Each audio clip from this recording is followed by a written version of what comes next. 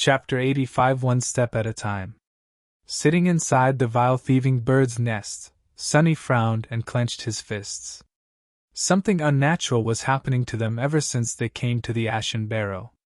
Now that he had remembered Cassie's warning, it was apparent that their minds were affected, making them forgetful and easily distracted.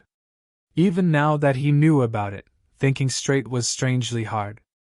It took all of his will just to keep the knowledge of the anomaly in his memory. The events of these past few days were still hazy. Remembering something else, Sonny closed his eyes in frustration. Had they really spent mere days on this island? The number of shadow fragments he received from eating soul tree fruits suggested otherwise. It was quite possible that as much as a whole month had passed since the first time they ate them.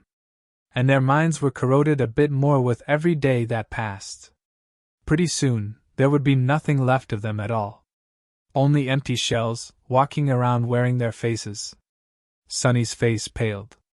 With a growing feeling of dread, he realized that there were large gaps in his memory. He could not remember how they got to the Ashen Barrow, and where they were going. Other things, too, were unclear and blurry. Stay calm. Despite how compromised his memory was, there were still ways to understand what was going on, and then maybe undo it. After all, he was able to remember Cassie's warning. That meant that their memories were not gone, just obfuscated. First step: resist the impulse to forget everything again. Not succumbing to the constant pull on his mind was not an easy task, but he was able to manage, at least for now. Second step: try to understand the reason why you were able to remember these things.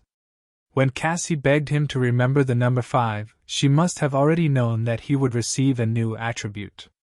He had noticed the existence of the mysterious 5th attribute as the result, which triggered the frightening revelation. However, why was he able to not forget about the existence of the 5th attribute altogether? What made him so special? Cassie had even said that he was the only one who could do it. Why him and not Changing Star? Sonny massaged his temples. Then, a sudden realization came to him. Doubtless, one of the enchantments of the puppeteer's shroud was providing him with a small amount of resistance against mind attacks. That's why he was slightly less susceptible to the frightening forgetfulness that infected them on the Ashen Barrow. That was the reason why he had been the last one to agree to eat the miraculous fruits. Why he had often felt that things were wrong. He was also the only one who had managed to remember Cassie's warning, even if it took him a long time. Cassie knew about the puppeteer's shroud, and that's why she had chosen him instead of Nephi's. Smart girl. So, their warped state was the result of a mind attack. But who could attack them on this desolate island? The answer was pretty obvious. That damn tree! Looking down, Sonny felt cold sweat running down his back. The soul tree was, in fact, a colossal, ancient and utterly horrifying nightmare creature. If he was right, then its power had to be simply unimaginable. He was afraid to even think about what its rank and class were. No wonder it was able to drain a whole area of the Crimson Labyrinth of all life. No wonder it was able to survive and thrive in this hellish place. Of all the horrors in this hell, it might have been the most terrifying. Finally, Sonny knew the reason why no other nightmare creature dared to approach the Ashen Barrow. Even monsters were afraid of the soul tree. Except for equally harrowing things that dwelled beneath the waves of the deep, dark sea. There was no way for them to destroy it. The soul tree was just too big, old, and powerful. For a moment, Sonny entertained the idea of setting it on fire, but quickly abandoned it. He would need a volcanic eruption or some sort of divine intervention to burn that colossus down. So, what to do? After thinking for some time, Sonny decided not to be hasty and move forward one step at a time. First, he had to know the exact situation with his attributes. Summoning the runes, he tried once again to read the description of the hidden 5th attribute. The result was the same. He knew it was there, but could not remember what it was no matter how much he tried. Figures. Confirming that it was still impossible for him to solve that mystery on his own, Sunny moved his attention to the Mark of Divinity. New runes appeared under its description: Mark of Divinity, Attribute Description. You bear a faint scent of divinity, as though someone briefly touched by it once, a long time ago. Mark of Divinity is ready to evolve. Proceed? Not wasting time, Sunny said yes. Immediately, the name and the description of the attribute changed. The new runes read: Attribute, Spark of Divinity. Spark of Divinity, Attribute Description. Every fire starts from a spark. Somewhere deep within your soul, a radiant spark shines with divine light. He didn't feel any changes within himself. It seemed as though the question of whether or not he wanted to proceed was just a formality, and the attribute already evolved back when he had consumed the drop of ichor. My affiliation to divinity has increased. Neat. Although I'm not sure how it might be useful. Was that spark of divinity the reason why he was now able to see the inner workings of memories, as well as some other stuff like the shadows in his soul see?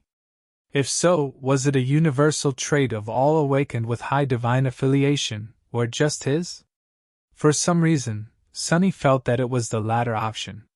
He had received the drop of ichor from a being called Weaver, and then became able to see the strings that were weaved through the memories, giving them their unique qualities.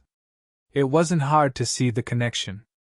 If this was true, did it mean that there were different kinds of divinity? And he inherited a small amount of a very special kind of divinity? Was Weaver even a deity? Every god he had heard about was named in a similar fashion. There was Shadow God, War God, well, that's it. He had never heard the names of any other god. However, Weaver's name was different.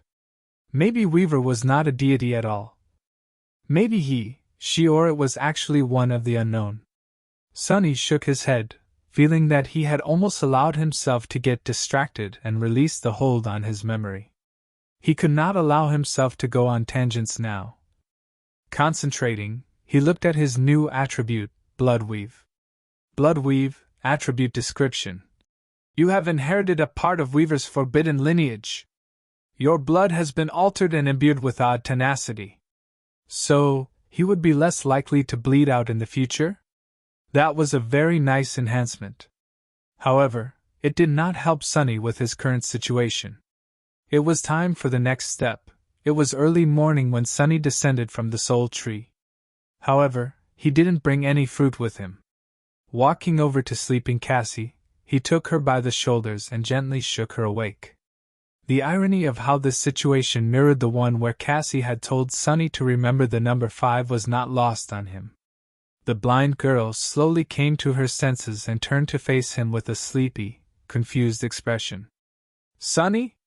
Why are you up so early? He hesitated, then said with a friendly smile, trying very hard to act as though everything was all right. Actually, I didn't sleep at all this night. Cassie frowned. Luckily, she could not see the sorry state he was in, nor the dried blood on his face.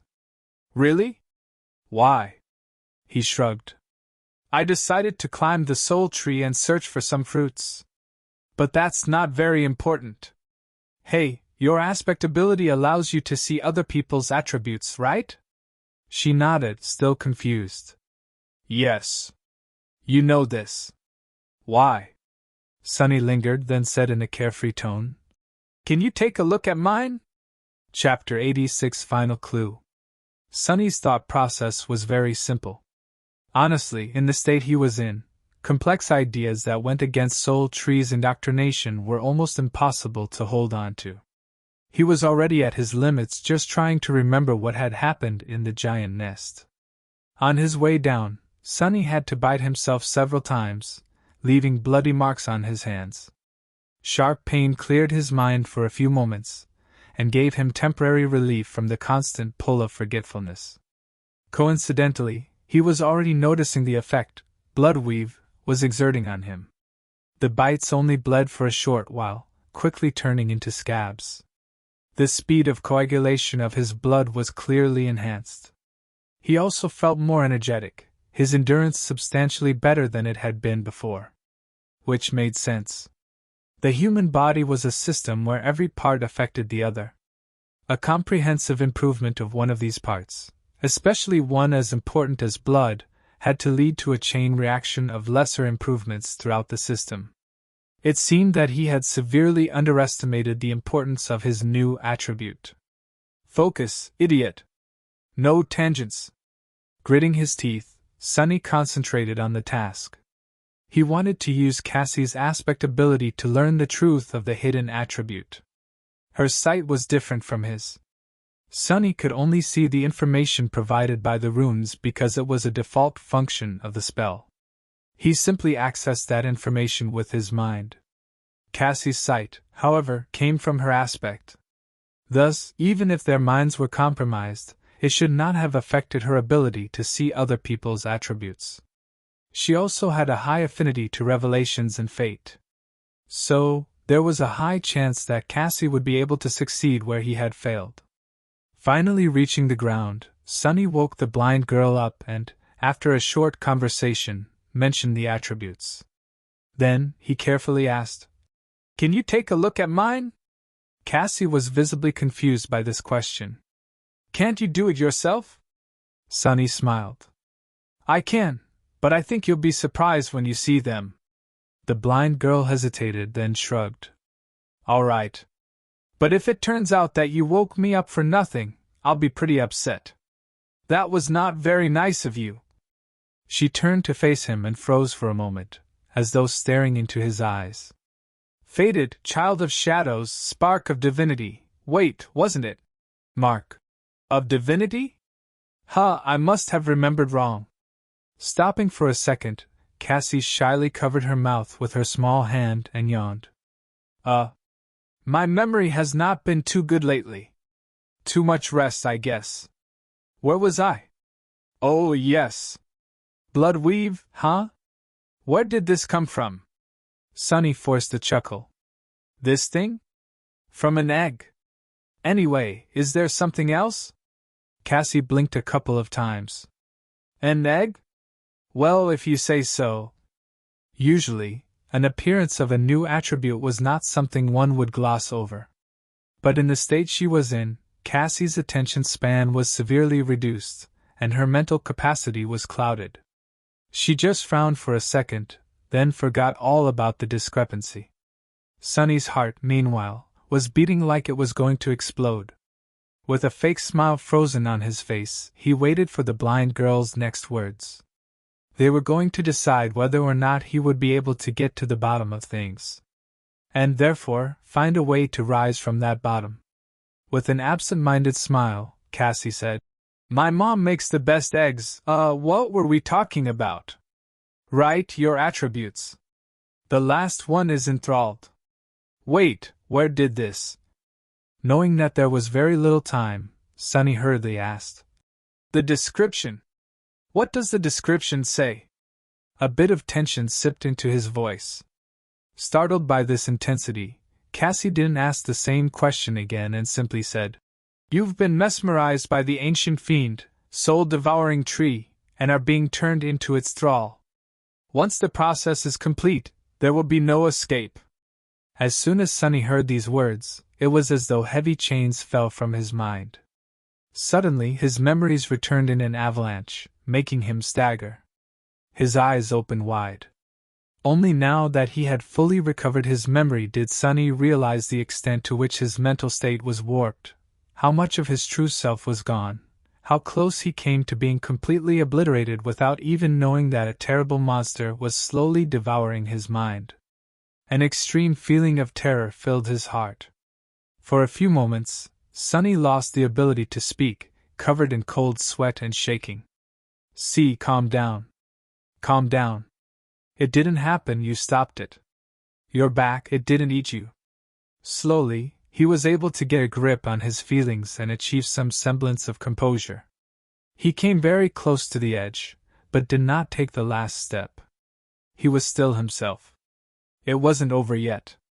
They still had a chance. Looking at Cassie, Sunny slowly exhaled and said, "Thank you." The blind girl smiled and raised her eyebrows. For what? She had already forgotten all about their conversation. Sunny was free from being mesmerized by the soul devourer, but Cassie was not. Her memory, mind, and thinking were still compromised, turning worse as they spoke. A pained smile appeared on Sunny's face. Struggling to keep his tone light and cheerful, he said, "For helping me out just now. Sorry about waking you up so early. Go back to sleep. I'll take it from here." Cassie hesitated for a few moments, then got distracted and forgot that he was there at all. Yawning, the blind girl lay down and covered herself with her cloak. Soon, she was asleep again, happy and blissfully ignorant of the fact that her days were numbered. Sunny watched her for a while, a grim expression on his face. Finally, he turned and walked away, thinking, "Over my dead body." Chapter 87 Plan of Escape. Nephice was still at the western edge of the island, gazing over the receding black waters. It seems as though she barely moved since the last time Sunny saw her. Looking at her with clear eyes, free from the most debilitating effects of being enthralled, he was able to notice things that he had not noticed before. Neff's hair was indeed longer. Back at the academy, it was short, and usually parted to the side. Now silver strands were already long enough to cover her ears, hanging messily without their usual luster. Changing Star's face seemed much thinner, with dark circles under her eyes and a bleak, dull expression. Her usual confidence and energy were gone, replaced by exhausted stillness. She looked as though some unknown illness was consuming her from inside, slowly turning the once radiant girl into a pale shadow of her former self. Sunny suspected that he knew what that illness was. He had known for a long time that Nephice had a mysterious goal, and that her determination to achieve that goal was nothing short of frightening. That burning desire of hers, it seemed, was strong enough to resist even the enthrallment of the soul devourer. However, while the feelings remained, the actual memories were gone. Thus, Nephice had been left longing desperately for something that she did not know, with no way to understand the nature of her emotions or satiate them. This inner conflict was the reason for her terrible state. Coming closer, Sunny sat down and looked at Neff, wishing to see her striking gray eyes shine once again with unbreakable resolve. "Hey, Neff!" She turned her head to him, not saying anything. Sunny gritted his teeth, feeling dark anger blossoming in his heart. "That loathsome tree! I have something to tell you." Trying to stay calm and not miss anything, he told Nephice everything that he had found out. He told her about his trip to the upper parts of the Soul Tree, the giant nest he had discovered, the vile thieving bird's spawn, and how he had killed it, the strange memory with no rank and type, the new attribute he had received and the hidden one he had accidentally discovered. Finally, Sunny told her about the nature of that attribute, the true nature of the soul devourer, how long they had been on the island, and what they had forgotten. When he finished, Changing Star's expression didn't change one bit. Looking away, she simply said, "I see." Sunny blinked. "I see? I see? That's all you have to say?" She glanced at him and smiled darkly. "What do you want me to say?" He gaped at her and clenched his fists. "Wow! How horrible! Good job, Sunny! Say something, at least. Is it so hard to behave like a human?" She turned away, not answering. Sunny stared at her for several seconds, then said in a tired, defeated voice, "I don't know what to do. Tell me what to do, Neff. How do I get us out of this?" She was silent for a while. Sunny almost assumed that Changing Star had already forgotten everything that he had told her, but then he noticed sparks of white radiance dancing in the depths of her eyes. Nephice had activated her aspect ability, using pain to stay lucid for as long as possible. Finally, she looked at the retreating dark sea and said, "We need to build a boat." Sunny blinked. "What?" Changing Star sighed and turned her face to look at him. "We've been here, on this island, for many weeks. Our minds are slowly being erased by the Soul Tree, turning us into its slaves. Forever. However, the process is not complete. He nodded, listening. What thoughts did the soul tree put in our heads? That it is benevolent and great. That its fruits are desirable. And that we shouldn't leave the island, staying as close to it as possible. The first two commands make perfect sense. The third, however, is not so simple. Nephi gestured at the vast expanse of black water. From that third command, we can deduce that the effect of the soul tree's enthrallment weakens with range. And that if we put enough distance between ourselves and the tree, it will be broken. Sonny's face brightened when he understood Neff's logic. So there was a way. They just had to leave the ashen barrow and flee, not looking back until the soul devourer's brand was gone from their souls. However. But why a boat? Why not just run away on foot? Changing Star lowered her head and said quietly, We'll never make it to the castle on foot. We'll just die. I was too arrogant before to think, well, it doesn't matter now. It will take many months to go around the crater through the labyrinth, especially now that we don't have the echo. And every day we spend there is another day we risk encountering something that will kill us without even breaking a sweat. She sighed. We were already lucky to survive for as long as we did. But in the end, no matter how much we fought and persevered, we still encountered the soul tree. This should have been our end. Do you know how improbable it is that we even got a chance to have this conversation? Sonny hesitantly shook his head. First, we had to have an oracle in our group to see the future. Then, Cassie had to formulate and execute an ingenious plan in the short amount of time her memory remained intact. That plan was based on the fact that there was someone with an awakened armor of 5th tier in our group, one enchanted with the extremely rare mind protection trait, no less. Awakened with the revelation affinity were few and far between.